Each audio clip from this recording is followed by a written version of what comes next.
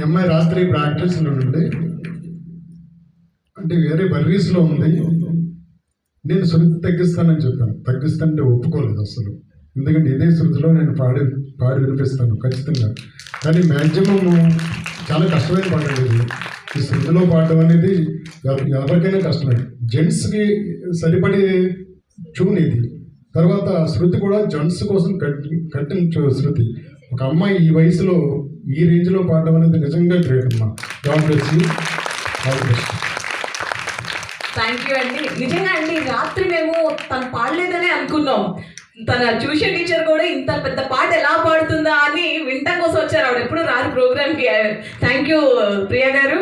And next నేను తనకు చెప్పాను అనమాట, తను కూడా కొంచెం మోటివేట్ చేసి ఏం పర్వాలేదు నువ్వు పాడగలవు అని. నైట్ అంతా తను ఇచ్చేస్తే నిజంగా చెప్తున్నా తను ఓన్లీ ఒక 2 hours మాత్రమే సాంగ్ చూసింది మార్నింగ్. అది కూడా పొద్దున అభిషేకం వాళ్ళని అయిపోయిన తర్వాత ఫ్రమ్ 2 to 4 మాత్రమే పాట చూసింది.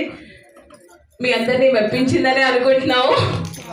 థ్యాంక్ యూ అండి. Thank you very much.